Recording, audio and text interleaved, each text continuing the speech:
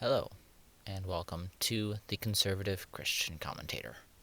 I'm your host, Mycroft, and thank you for tuning in today. What I want to talk about is it doesn't matter what you're going through, it's important to pray and pray in a specific manner. And I want to talk about prayer a little bit today. What I've found that works in my life, and what I've found that works for other people when they come to me to ask for help. So first off, what I've found that works in my life is going to morning prayer or going to some other organized prayer event. The way that my church handles prayer, at least corporately, is every morning at 5 a.m. someone unlocks the door, turns on a playlist that's like 12 hours long of worship music that the church has collected over the years and years of operation, and just paces back and forth and prays. And the church doors are wide open for anyone who wants to come at any time between about 5 and 8 in the morning. And I have found when I struggle, going to morning prayer is possibly one of the most rewarding experiences that are out there, because morning prayer allows me to do a couple of things.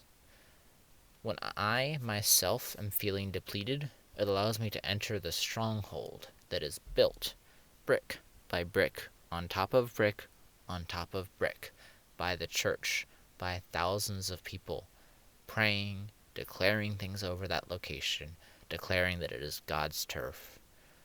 And that allows me to fight the devil from a castle instead of fighting the devil on level ground.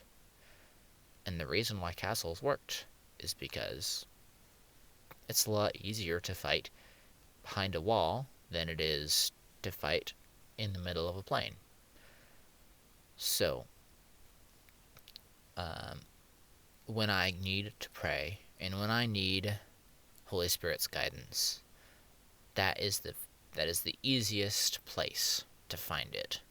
So if your church or a church near you, you don't even have to go to that church if you want to participate in their prayer. Just ask someone, and probably go there a couple of Sundays to establish a few relationships, then go to their morning prayer. But find a church near you that does prayer, and just go there and pray. It doesn't matter particularly what that church believes in. If they believe in miracles and you don't believe in miracles, then that's fine. If they don't believe in miracles and you believe in miracles, that's fine. Or if they're a different denomination, that's also fine.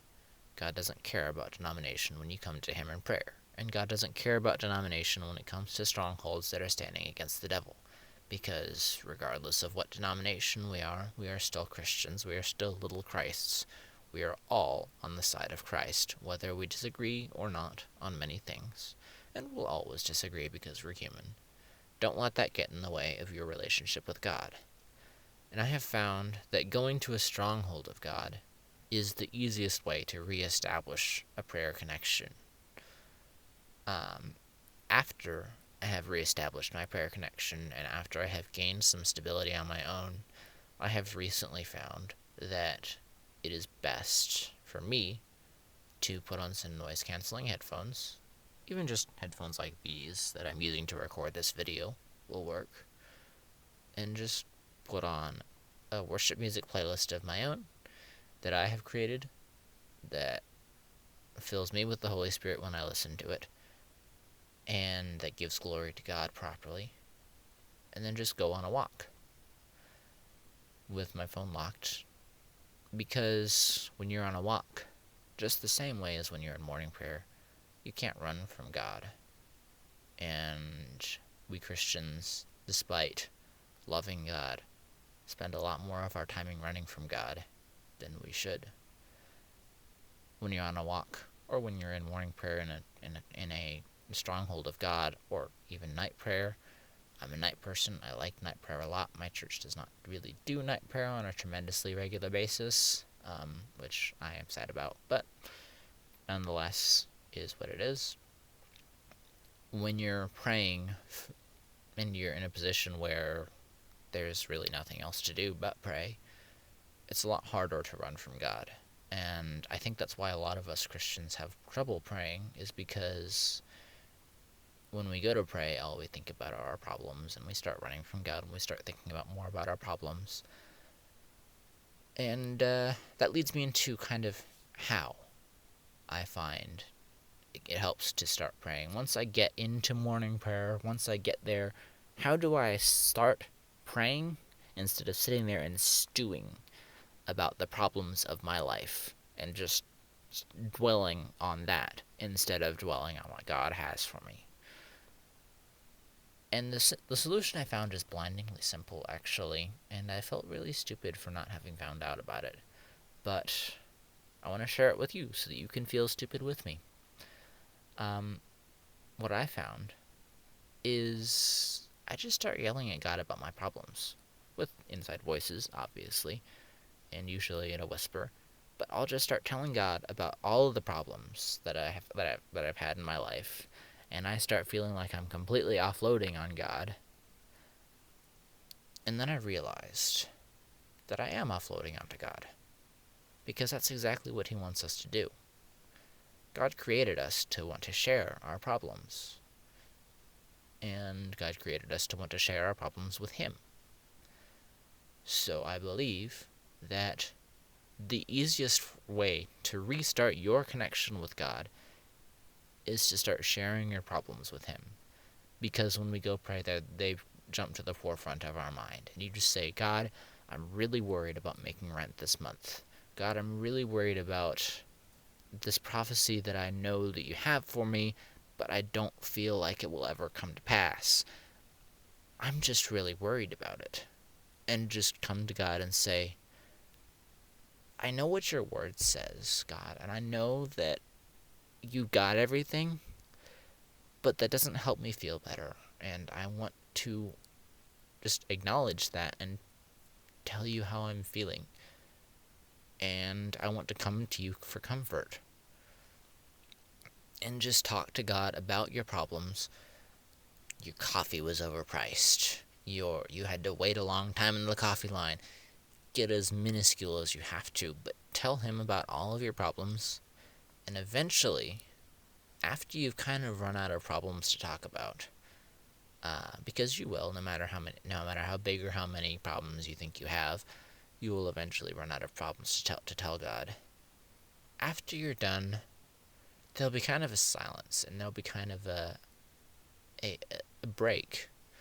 And in that break will start to come the still small voice that will start to give you answers to those problems, and will start to give you peace for the waiting for the prophecies that have not yet come. And that I find where I just get lost in the worship music, and I look up and it's been an hour, and I realize that I was just sitting in the presence of God for an hour, and I didn't even realize it. It's not quite like sleeping, but it's kind of similar. And if you do fall asleep in morning prayer, which I have done a couple of times, no shame, it's often an attack that the devil distributes to us. But I have found that resting in God is similar to sleeping, and it's way more refreshing than sleeping, and you probably won't learn the difference for a very long time, like me, or you might know the difference already, in which case, good for you. I don't quite know how to explain the difference yet. I just know that there is one, and I know how to tell the difference to some extent. And what I've found really helps for the people who ask me for advice on how to pray is that same thing of just telling God your problems. Because the thing that I always tell people, and that I really honestly have to tell myself a lot, is that God made us to tell our problems, yes, But God also has literally infinite patience. And when we realize that God's patience is infinite and that He doesn't run out of patience, He's not mad at us for complaining to Him about our problems, even though they're minuscule to Him. He's still happy that you came to Him. Parents, when your 2-year-old comes to you crying about their toy that's broken, it's a minuscule problem, but does that mean that you're mad at the 2-year-old for coming to you about that problem? No, you're happy that they came to you. You're happy that they trust you with that. And you're happy that they are coming to you for comfort. And so you comfort them, and then you fix the problem. But first you comfort them. And that's how God deals with us. First He comforts us, and then He fixes the problem. But He doesn't fix the problem until He's done comforting us. So He helps us realize that when we go in, coming to Him about our problems, and coming to Him wailing about whatever is bugging us, He'll fix the problem. But first He'll comfort us. And first He'll help us realize that we are safe with Him. And that when we have this Father that we have, that He takes care of those He loves. And that He loves you very, very much. And that He loves me very, very much. Probably more than we can imagine. If you're a parent, you love your kid more than they could ever imagine until they start having kids. And you hear these stories of children who become new fathers and new mothers going to their dad and saying, or to their mom and saying, this kid still isn't born yet, and I would do anything for this kid. And then looking to that parent and being like, wait a second. That's how you feel about me, isn't it? And that's really touching. And then you realize that is how the most powerful being in the entire universe that created the whole universe feels about you and feels about me. That love. That I would do anything for you. That love is the love that the Bible talks about. And we see it to a lesser extent with pets. But there's no substitute for children. And I want to point out that God doesn't love you less because your problems are big. God loves you more than you could ever imagine. And when you come to Him with your problems, the point is not that you're coming to Him with the problems. The point is that you're starting the relationship. The point is that you're starting to build a point of trust, something that you can come to Him with. Come to Him with your doubts. Come to Him with your worries. Come to Him with everything that bugs you. Come to Him with your problems, your anger, your sadness, your frustration, your worries and your concerns of life as they haunt you. Come to Him with them, and you're starting the relationship.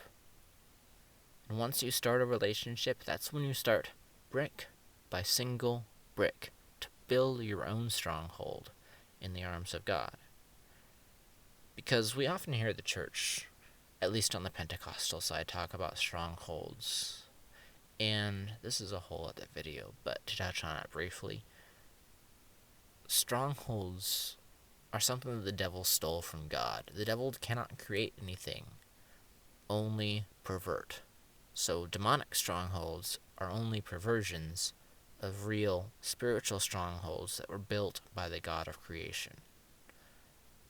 So it's really important for us to realize that every time you come to God in prayer, it will be It is one single brick laid down on that stronghold. You're taking a brick and you're laying it down with the mortar, and it's sitting in place, and then it dries and it holds firm in a storm. And each time you pray, you're picking up one more brick and you're putting it down. So each time you pray, you're building up your own stronghold, and eventually you'll be able to pray pretty much wherever you go, and then you'll be laying bricks down at a rate that you never thought was possible. And eventually it comes to the point where you just start kind of telling God about everything as it happens, and just kind of constantly talking to him in the back of your head without even realizing it. And that's when you realize that's what they mean in the Bible by pray without ceasing. They don't mean constantly walk around with your head down and praying. They mean constantly talking to God in the back of your head, just telling him about your day, just telling him about what happens, telling him your worries, telling him your fears, telling him everything that happens as it happens. And say, hey, God, I'd like to go swimming. Minor stuff like that. It's a relationship after all. And for those of you who are married, did you build that relationship just by talking about the big things? Did you build that relationship by just talking about the house that you want to buy or how many children you want to have? Because while those are important conversations, they do not always contribute to the health of the relationship. What contributes to the health of the relationship is spending time with each other and talking about the tiny things, talking about the flavors of coffee you like. I hate coffee. Talking about the weather outside. It's really sunny. I love the sun. Don't you love the sun? And if you don't love the sun, why? Let's talk about it. Let's have a discussion. Not because I want to win a debate, but because I want to get to know you more. I want to know how you think. You interest me. You make me wonder what the world looks like through your eyes. And then you realize that's how God sees you. You interest him. He wants to see the world through your eyes. He could just override your free will and see the world as you see it, and he knows everything, so he could easily do that. But he doesn't, because he honors our free will.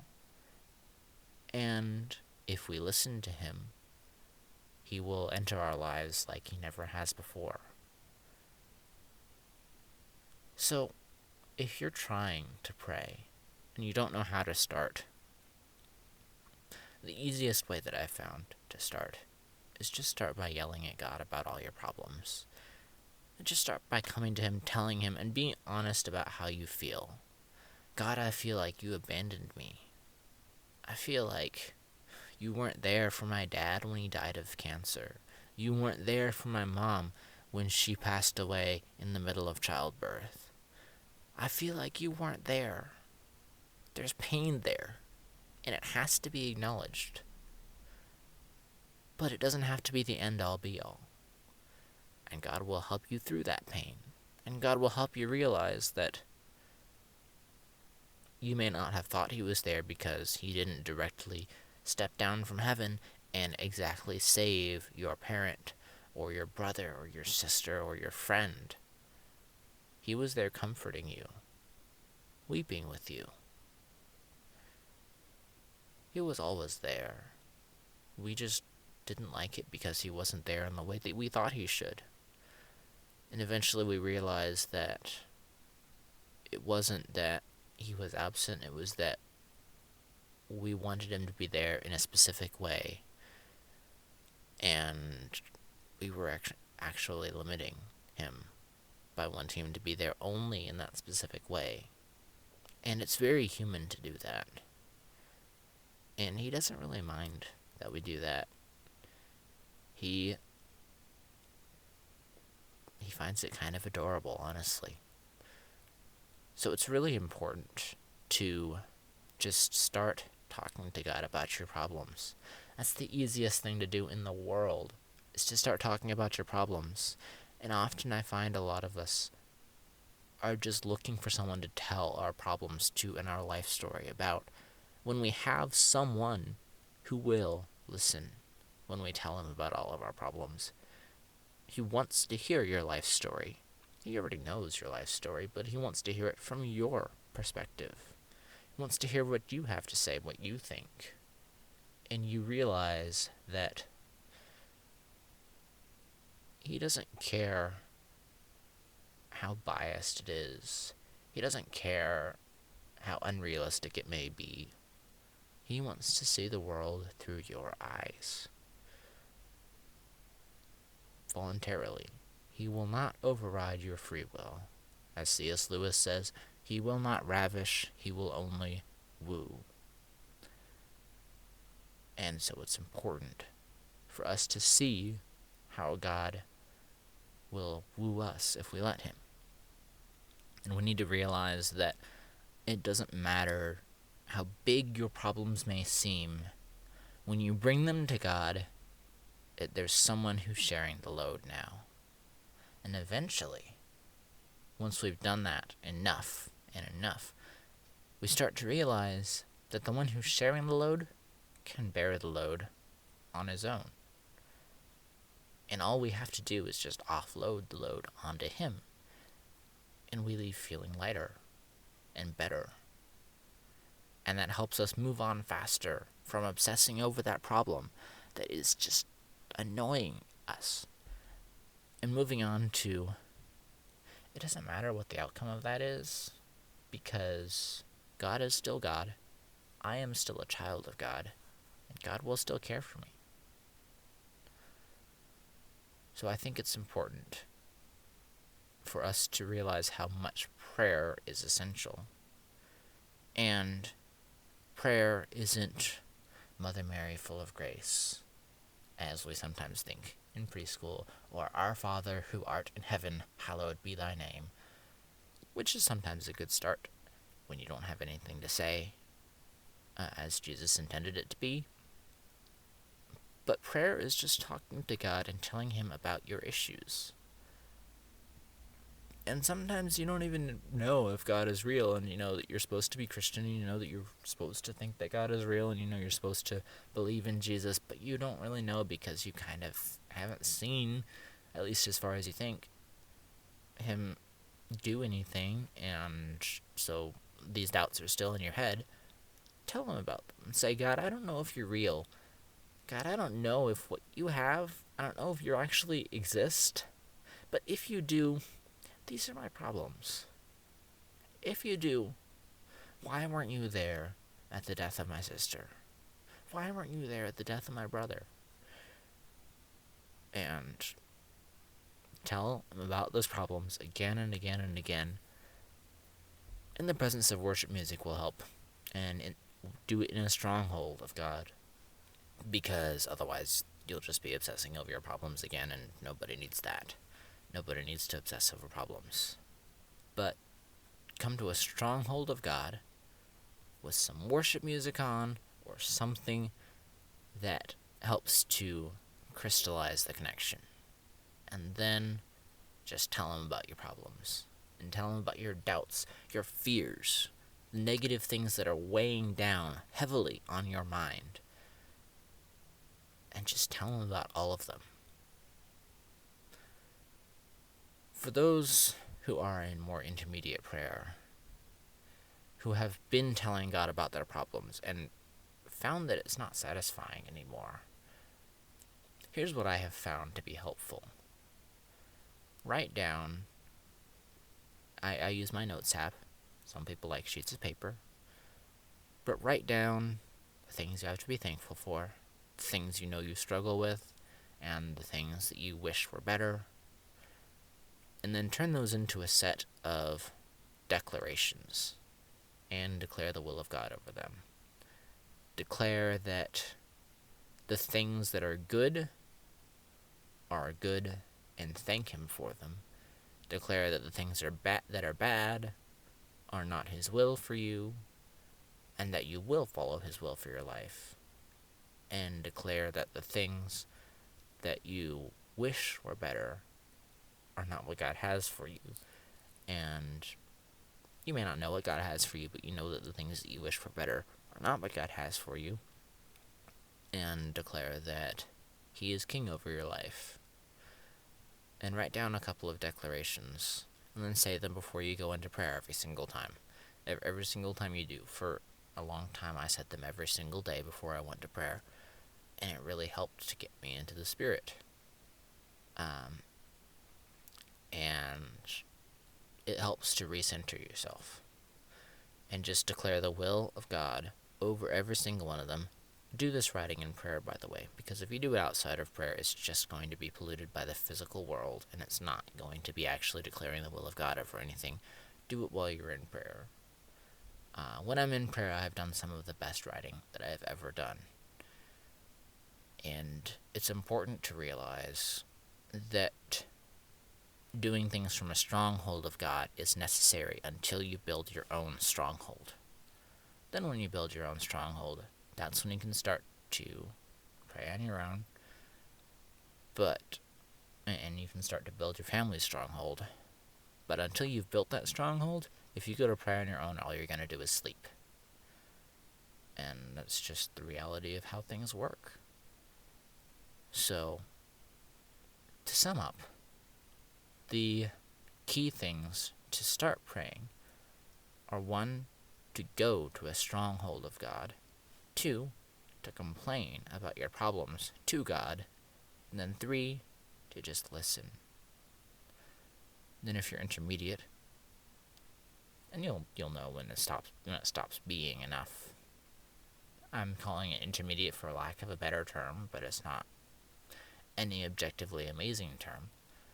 But when you're intermediate, go to a stronghold of God, build out a set of declarations that declare the will of God over your life, and then 3, 2, how do I say this? Start building your own stronghold, I guess. To start laying down brick by brick, intentionally. Because you'll have been building it unintentionally. To start building intentionally a stronghold that will enable you to take God with you wherever you go. And for everybody, to start talking to God day to day about what's been bugging you, and the things that annoy you, and the little things. The dog barked too loud. He barked in the middle of the night. The cat was running around at 3 a.m., as cats do. Or the rabbit destroyed my furniture again, as rabbits do. And just tell him about your life, as your life happens. He wants to watch through your eyes. And insofar as that, he is just like your parents are, and just like you are or will be with your kids. So with that, I hope that I have encouraged a couple people to pray and to start rebuilding and rekindling that relationship. Thank you very much for watching.